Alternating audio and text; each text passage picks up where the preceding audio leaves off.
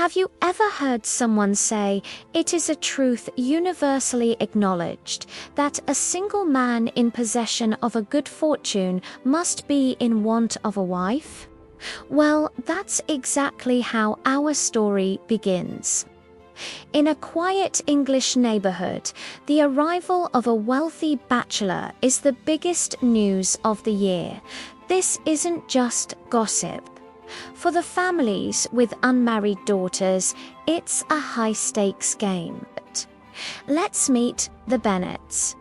Mrs. Bennet bursts in one day, practically vibrating with excitement. "My dear Mr. Bennet," she says, "have you heard? Netherfield Park is finally rented."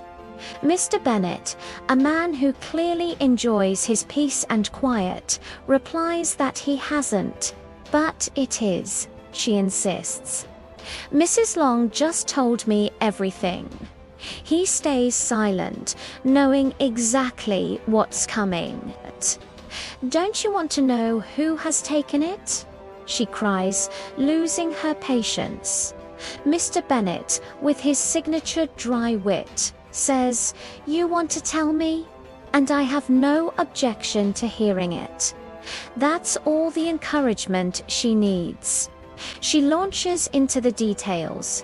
Mrs. Long says Netherfield is taken by a young, incredibly rich man from the north of England. He came to see it on Monday, loved it instantly, and is moving in before Michaelmas. Some of his servants will be here by the end of next week. Mr. Bennet, playing along, asks, "What's his name?" "Bingley," she says. "Is he married or single?" "Oh, single, my dear. Of course, a single man of large fortune, 4,000 or 5,000 a year. What a fine thing for our girls." Mr. Bennet, ever the provocateur, asks, "How so? How can it affect them?" Mrs. Bennet is exasperated. "My dear Mr. Bennet, how can you be so tiresome? You must know that I am thinking of his marrying one of them." He deadpans. "Is that his reason for settling here?" "Reason? Nonsense. But it's very likely he might fall in love with one of them, and that's why you must visit him as soon as he arrives." But Mr. Bennet isn't convinced. "I see no reason for that. You and the girls can go. Or even better, send them by themselves. Since you're as handsome as any of them, Mr. Bingley might like you the best."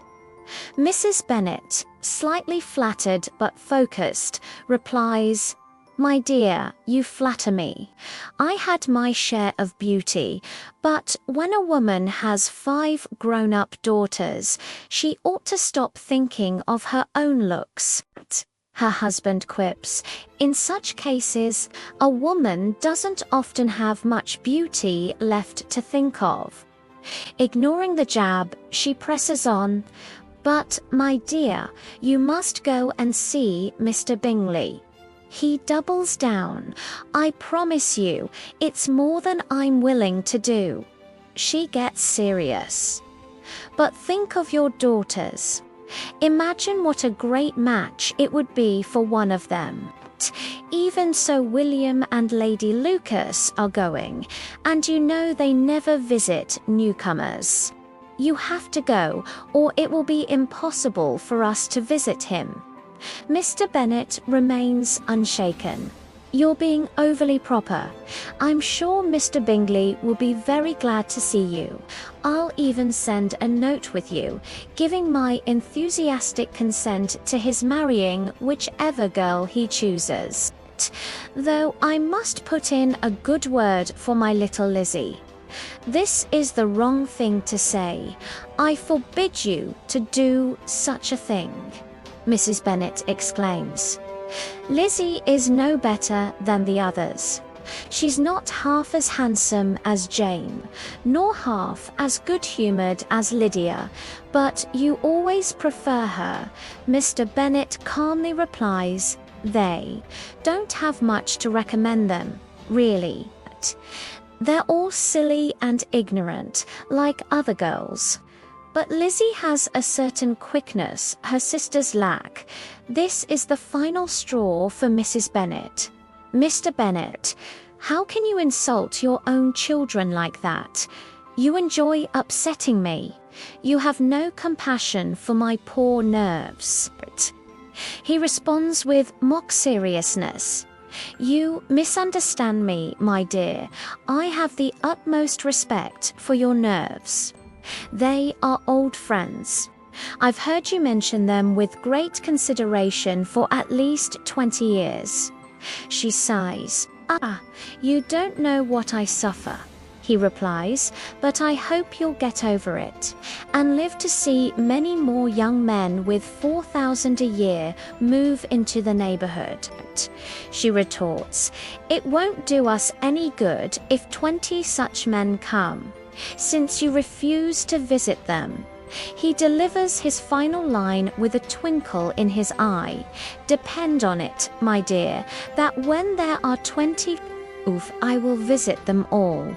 And that, right there, is the dynamic of the Bennet household. Mr. Bennet is a complex mix of sharp wit, sarcasm, and pure unpredictability. After 23 years of marriage, his wife still can't quite figure him out. Mrs. Bennet, on the other hand, is much simpler. Her main business in life is getting her 5 daughters married. Her favorite pastimes are visiting friends and catching up on the latest news. When she's unhappy, she blames her nerves. So, the stage is set. A wealthy bachelor has arrived. A mother is on a mission, and a father is finding endless amusement in it all. What will happen when the Bennet girls finally meet the handsome Mr. Bingley? Will Mrs. Bennet's dreams come true, or will Mr. Bennet's sarcasm win the day? The drama is just getting started, and you won't want to miss what happens next. Make sure to follow along as we dive deeper into this fascinating world. Thanks for watching.